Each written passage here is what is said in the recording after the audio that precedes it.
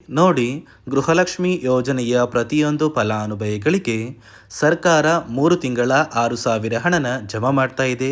ಸಚಿವೆ ಲಕ್ಷ್ಮಿ ಹೆಬ್ಬಾಳ್ಕರ್ ಅವರು ಪ್ರತಿಯೊಂದು ಫಲಾನುಭವಿಗಳಿಗೆ ಭರ್ಜರಿ ಗುಡ್ಡಿಸ್ನ ಕೊಟ್ಟಿದ್ದು, ಇಂದು ಶನಿವಾರ ಜುಲೈ 19ರಿಂದ ಕರ್ನಾಟಕದ 26 ಜಿಲ್ಲೆಗಳ ಪ್ರತಿಯೊಂದು ಫಲಾನುಭವಿಗಳಿಗೆ 3 ತಿಂಗಳ 6,000 ಹಣನ 2 ಹಂತಗಳಲ್ಲಿ ಹಂತವಾಗಿ ಸರ್ಕಾರ ಬಿಡುಗಡೆ ಮಾಡ್ತಾ ಇದೆ.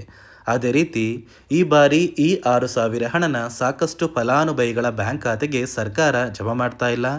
ಬನ್ನಿ ಸ್ನೇಹಿತರೆ, ಯಾರಿಗೆಲ್ಲ ಹಣ ಜಮಾ ಆಗ್ತಾ ಇದೆ ಮತ್ತು ಯಾರಿಗೆಲ್ಲ ಕ್ಯಾನ್ಸಲ್ ಆಗಿದೆ ಅಂತ ನಾನು ನಿಮಗೆ ಈ ಒಂದು ವಿಡಿಯೋದಲ್ಲಿ ತಿಳಿಸ್ಕೊಡ್ತಾ ಇದ್ದೀನಿ. ಅದಕ್ಕಿಂತ ಮೊದಲು ನೀವೇನಾದ್ರೂ ಇನ್ನೂ ಕೂಡ ನನ್ನ ಚಾನಲ್ನ ಸಬ್ಸ್ಕ್ರೈಬ್ ಆಗಿಲ್ಲ ಅಂದರೆ ದಯವಿಟ್ಟು ಪ್ರತಿಯೊಬ್ಬರು ಚಾನಲ್ನ ಸಬ್ಸ್ಕ್ರೈಬ್ ಮಾಡ್ಕೊಳ್ಳಿ, ಹಾಗೆ ವಿಡಿಯೋಗೆ ಒಂದು ಲೈಕ್ನ ಕೊಡಿ. ಹೌದು ವೀಕ್ಷಕರೇ, ಸಚಿವೆ ಲಕ್ಷ್ಮಿ ಹೆಬ್ಬಾಳ್ಕರ್ ಅವರು ಗೃಹಲಕ್ಷ್ಮಿ ಯೋಜನೆಯ ಪ್ರತಿಯೊಂದು ಫಲಾನುಭವಿಗಳಿಗೆ ಭರ್ಜರಿ ಗುಡ್ಡಿಸ್ನ ಕೊಟ್ಟಿದ್ದಾರೆ. ನೋಡಿ ಸ್ನೇಹಿತರೆ, ಈಗಾಗಲೇ ಸರ್ಕಾರದಿಂದ ಗೃಹಲಕ್ಷ್ಮಿ ಯೋಜನೆಯ 20ನೇ ಕಂತಿನ ಹಣನ ಕೂಡ ಫಲಾನುಭವಿಗಳ ಬ್ಯಾಂಕ್ ಖಾತೆಗೆ ಜಮಾ ಮಾಡಿದ್ದಾರೆ. ಇದೀಗ ಗೃಹಲಕ್ಷ್ಮಿ ಯೋಜನೆಯ 20ನೇ ಕಂತಿನ ಹಣದ ಜೊತೆಗೆ 21 ಹಾಗೂ 22 ಈ 3 ತಿಂಗಳ 6,000 ಹಣನ ಕರ್ನಾಟಕದ 26 ಜಿಲ್ಲೆಗಳಿಗೆ ಸರ್ಕಾರ 2 ಹಂತಗಳಲ್ಲಿ ಜುಲೈ 19 ಶನಿವಾರದಿಂದ ಜಮಾ ಮಾಡ್ತಾ ಇದ್ದಾರೆ.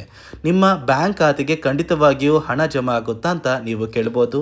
ಹೌದು ಸ್ನೇಹಿತರೆ, ಖಂಡಿತವಾಗಿಯೂ ಪ್ರತಿಯೊಂದು ಫಲಾನುಭವಿಗಳಿಗೆ ಸರ್ಕಾರದಿಂದ ಹಣನ ಜಮಾ ಮಾಡ್ತಾರೆ. ಯಾಕಂದರೆ ಮುಂದೆ ಬರುವಂತಹ ಒಂದು ಆಗಸ್ಟ್ ತಿಂಗಳು ಬಂದರೆ ಗೃಹಲಕ್ಷ್ಮಿ ಯೋಜನೆ ಜಾರಿಗೆ ಬಂದು ಸರ್ಕಾರಕ್ಕೆ 2 ವರ್ಷ ಆಗುತ್ತೆ.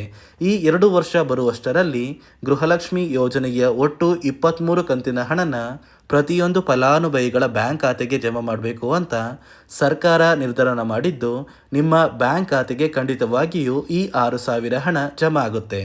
ಅದೇ ರೀತಿ ಈ ಬಾರಿ ಈ 3 ತಿಂಗಳ 6,000 ಹಣನ ಸಾಕಷ್ಟು ಫಲಾನುಭವಿಗಳ ಬ್ಯಾಂಕ್ ಖಾತೆಗೆ ಸರ್ಕಾರ ಕ್ಯಾನ್ಸಲ್ ಮಾಡಿದೆ.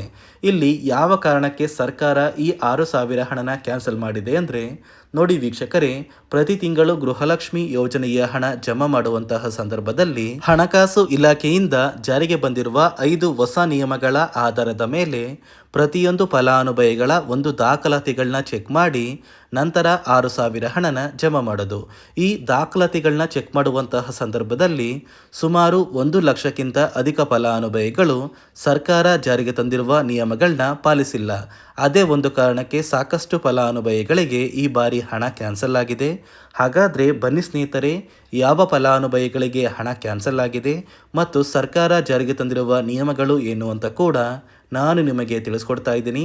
ಅದಕ್ಕಿಂತ ಮೊದಲು ನೋಡಿ ಸ್ನೇಹಿತರೆ, ಇಂದು ಶನಿವಾರ ಜುಲೈ 19ರಿಂದ ಕರ್ನಾಟಕದ ಯಾವ 26 ಜಿಲ್ಲೆಗಳಿಗೆ ಸರ್ಕಾರ 2 ಹಂತಗಳಲ್ಲಿ 6,000 ಹಣನ ಜಮಾ ಮಾಡ್ತಾ ಇದೆ ಅಂದರೆ, ನೋಡಿ ಸ್ನೇಹಿತರೆ, ಮೊದಲ ಹಂತದಲ್ಲಿ ಬಾಗಲಕೋಟೆ, ಬೆಂಗಳೂರು ನಗರ, ಬೆಂಗಳೂರು ಗ್ರಾಮಾಂತರ, ಬೆಳಗಾವಿ, ಬಳ್ಳಾರಿ, ಬೀದರ್, ವಿಜಯನಗರ, ಬಿಜಾಪುರ, ಚಾಮರಾಜನಗರ, ಚಿಕ್ಕಬಳ್ಳಾಪುರ, ಚಿಕ್ಕಮಗಳೂರು, ಚಿತ್ರದುರ್ಗ, ದಕ್ಷಿಣ ಕನ್ನಡ, ದಾವಣಗೆರೆ, ಧಾರವಾಡ ಮತ್ತು ಗದಗ ಈ ಜಿಲ್ಲೆಗಳ ಪ್ರತಿಯೊಂದು ಫಲಾನುಭವಿಗಳಿಗೆ ಸರ್ಕಾರ ಮೊದಲ ಹಂತದಲ್ಲಿ ಗೃಹಲಕ್ಷ್ಮಿ ಯೋಜನೆಯ ಒಟ್ಟು 3 ತಿಂಗಳ 6,000 ಹಣನ ಜಮಾ ಮಾಡ್ತಾ ಇದೆ. ಅದೇ ರೀತಿ ಎರಡನೆಯ ಹಂತದಲ್ಲಿ ಕಲಬುರಗಿ, ಹಾಸನ, ಹಾವೇರಿ, ಕೊಡಗು, ಕೋಲಾರ, ಕೊಪ್ಪಳ, ಮಂಡ್ಯ, ಮೈಸೂರು, ರಾಯಚೂರು, ರಾಮನಗರ, ಶಿವಮೊಗ್ಗ, ತುಮಕೂರು, ಉಡುಪಿ, ಉತ್ತರ ಕನ್ನಡ ಮತ್ತು ಯಾದಗಿರಿ ಈ ಜಿಲ್ಲೆಗಳ ಪ್ರತಿಯೊಂದು ಫಲಾನುಭವಿಗಳಿಗೆ ಸರ್ಕಾರ ಎರಡನೆಯ ಹಂತದಲ್ಲಿ ಗೃಹಲಕ್ಷ್ಮಿ ಯೋಜನೆಯ 3 ತಿಂಗಳ 6,000 ಹಣನ ಜಮಾ ಮಾಡ್ತಾ ಇದ್ದು, ನೋಡಿ ಸ್ನೇಹಿತರೆ, ಇಲ್ಲಿಯವರೆಗೂ ಸರ್ಕಾರದಿಂದ ನಿಮ್ಮ ಬ್ಯಾಂಕ್ ಖಾತೆಗೆ 19 ಅಥವಾ 20 ಕಂತಿನ ಹಣನ ನೀವು ಪಡ್ಕೊಂಡಿದ್ರೆ ಸಾಕು.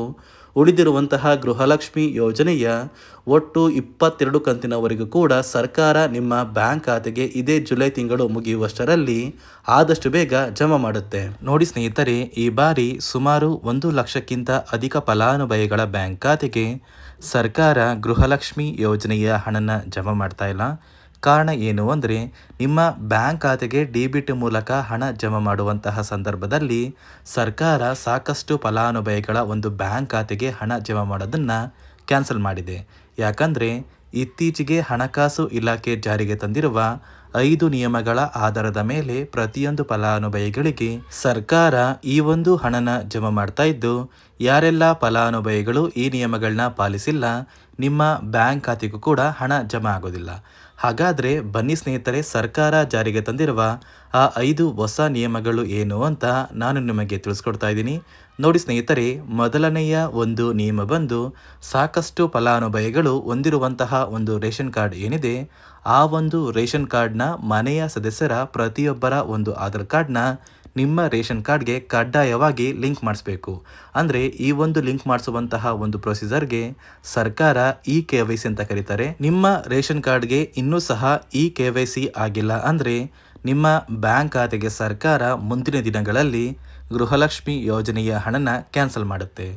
ಅದೇ ರೀತಿ ಎರಡನೆಯ ಒಂದು ನಿಯಮ ಬಂದು ಸಾಕಷ್ಟು ಫಲಾನುಭವಿಗಳು ಕಳೆದ 3 ತಿಂಗಳಿಂದ ಸರ್ಕಾರದಿಂದ ಬರ್ತಾ ಇರುವಂತಹ ಒಂದು ರೇಷನ್ ಏನಿದೆ, ಅಂದರೆ ಉಚಿತ ಅಕ್ಕಿ ಏನಿದೆ, ಈ ಒಂದು ರೇಷನ್ನ ಪಡ್ಕೋತಾ ಇಲ್ಲ. ಒಂದು ವೇಳೆ ಕಳೆದ 3 ತಿಂಗಳಿಂದ ನೀವು ರೇಷನ್ನ ಪಡ್ಕೊಂಡಿಲ್ಲ ಅಂದರೆ ಸರ್ಕಾರ ನಿಮ್ಮ ಬಳಿ ಇರುವಂತಹ ಒಂದು ರೇಷನ್ ಕಾರ್ಡ್ನ ಕ್ಯಾನ್ಸಲ್ ಮಾಡುತ್ತೆ. ನಿಮ್ಮ ರೇಷನ್ ಕಾರ್ಡ್ನ ಸರ್ಕಾರ ಕ್ಯಾನ್ಸಲ್ ಮಾಡಿದರೆ ನಿಮ್ಮ ಬ್ಯಾಂಕ್ ಖಾತೆಗೆ ಗೃಹಲಕ್ಷ್ಮಿ ಯೋಜನೆಯ ಹಣ ಇರ್ಬೋದು ಮತ್ತು ಸರ್ಕಾರದಿಂದ ಬರುವಂತಹ ಒಂದು ಸೌಲಭ್ಯಗಳನ್ನ ನೀವು ಕಳ್ಕೋಬೇಕಾಗುತ್ತೆ. ಅದೇ ರೀತಿ ಮೂರನೆಯ ಒಂದು ನಿಯಮ ಬಂದು ನೋಡಿ ಸ್ನೇಹಿತರೆ, ನಿಮ್ಮ ಬಳಿ ಇರುವಂತಹ ಒಂದು ಆಧಾರ್ ಕಾರ್ಡ್ ಏನಿದೆ, ಆ ಒಂದು ಆಧಾರ್ ಕಾರ್ಡ್ನ ಕಳೆದ 15 ವರ್ಷಗಳಲ್ಲಿ ನೀವು ಯಾವುದೇ ರೀತಿಯ ಒಂದು ತಿದ್ದುಪಡಿನ ಮಾಡಿಸಿಲ್ಲ ಅಂದರೆ ನಿಮ್ಮ ಬ್ಯಾಂಕ್ ಖಾತೆಗೆ ಸರ್ಕಾರ ಗೃಹಲಕ್ಷ್ಮಿ ಯೋಜನೆಯ ಹಣನ ಕ್ಯಾನ್ಸಲ್ ಮಾಡುತ್ತೆ. ಯಾಕಂದರೆ ಸರ್ಕಾರದಿಂದ ಬಂದಿರುವಂತಹ ಒಂದು ಆದೇಶದ ಪ್ರಕಾರ ಪ್ರತಿಯೊಂದು ಫಲಾನುಭವಿಗಳು ಕಳೆದ 15 ವರ್ಷಗಳಲ್ಲಿ ಯಾವುದೇ ರೀತಿಯ ಒಂದು ತಿದ್ದುಪಡಿನ ನಿಮ್ಮ ಆಧಾರ್ ಕಾರ್ಡ್ಗೆ ನೀವು ಮಾಡಿಸಿಲ್ಲ ಅಂದರೆ ಕಡ್ಡಾಯವಾಗಿ ಆದಷ್ಟು ಬೇಗ ನಿಮ್ಮ ಆಧಾರ್ ಕಾರ್ಡ್ಗೆ ತಿದ್ದುಪಡಿನ ಮಾಡಿಸಿ. ಅದೇ ರೀತಿ ನಾಲ್ಕನೆಯ ಒಂದು ನಿಯಮ ಬಂದು ನಿಮ್ಮ ಕುಟುಂಬದ ಒಂದು ವಾರ್ಷಿಕ ಆದಾಯ 7 ಲಕ್ಷಕ್ಕಿಂತ ಕಡಿಮೆ ಇರಬೇಕು. ಒಂದು ವೇಳೆ ನಿಮ್ಮ ಕುಟುಂಬದ ವಾರ್ಷಿಕ ಆದಾಯ 7 ಲಕ್ಷಕ್ಕಿಂತ ಜಾಸ್ತಿ ಇದ್ದರೆ ನಿಮ್ಮ ಬ್ಯಾಂಕ್ ಖಾತೆಗೆ ಸರ್ಕಾರ ಗೃಹಲಕ್ಷ್ಮಿ ಯೋಜನೆಯ ಹಣನ ಕ್ಯಾನ್ಸಲ್ ಮಾಡುತ್ತೆ.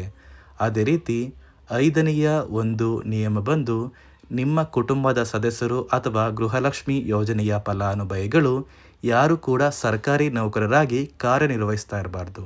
ಒಂದು ವೇಳೆ ನಿಮ್ಮ ಕುಟುಂಬದಲ್ಲಿ ಯಾರೇ ಆಗಿದ್ರೂ ಸರ್ಕಾರಿ ನೌಕರರಾಗಿ ಕಾರ್ಯನಿರ್ವಹಿಸ್ತಾ ಇದ್ದರೆ ನಿಮ್ಮ ಬ್ಯಾಂಕ್ ಖಾತೆಗೆ ಗೃಹಲಕ್ಷ್ಮಿ ಯೋಜನೆಯ ಹಣ ಕ್ಯಾನ್ಸಲ್ ಆಗುತ್ತೆ. ಈ 5 ನಿಯಮಗಳ ಆಧಾರದ ಮೇಲೆ ಪ್ರತಿಯೊಂದು ಫಲಾನುಭವಿಗಳಿಗೆ ಸರ್ಕಾರ ಹಣ ಜಮಾ ಮಾಡ್ತಾ ಇದೆ. ಒಂದು ವೇಳೆ ನೀವು ಈ 5 ನಿಯಮಗಳನ್ನ ಪಾಲಿಸಿಲ್ಲ ಅಂದರೆ ನೀವು ಕೂಡ ಗೃಹಲಕ್ಷ್ಮಿ ಯೋಜನೆಯ ಹಣದಿಂದ ವಂಚಿತರಾಗಬೇಕಾಗುತ್ತೆ. ನೋಡಿ ಸ್ನೇಹಿತರೆ, ಇಂದು ಶನಿವಾರದಿಂದ ಕರ್ನಾಟಕದ 26 ಜಿಲ್ಲೆಗಳಿಗೆ ಸರ್ಕಾರ ಗೃಹಲಕ್ಷ್ಮಿ ಯೋಜನೆಯ 3 ತಿಂಗಳ 6,000 ಹಣನ ಜಮಾ ಮಾಡ್ತಾ ಇದೆ. ಆದಷ್ಟು ಬೇಗ ಪ್ರತಿಯೊಂದು ಫಲಾನುಭವಿಗಳು ನಿಮ್ಮ ಬ್ಯಾಂಕ್ ಖಾತೆಗೆ ಈ 6,000 ಹಣನ ಪಡ್ಕೋತೀರಾ ಅಂತ ಹೇಳ್ತಾ, ಇದಿಷ್ಟು ಸರ್ಕಾರದಿಂದ ಬಂದಿರುವಂತಹ ಒಂದು ಹೊಸ ಮಾಹಿತಿಯಾಗಿದೆ. ನಾನು ಕೊಟ್ಟಿರುವಂತಹ ಮಾಹಿತಿ ನಿಮಗೆ ಇಷ್ಟ ಆಗಿದ್ದಲ್ಲಿ ದಯವಿಟ್ಟು ಪ್ರತಿಯೊಬ್ಬರು ನನ್ನ ಚಾನಲ್ನ ಸಬ್ಸ್ಕ್ರೈಬ್ ಮಾಡ್ಕೊಳ್ಳಿ, ಹಾಗೆ ವಿಡಿಯೋಗೆ ಒಂದು ಲೈಕ್ನ ಕೊಡಿ.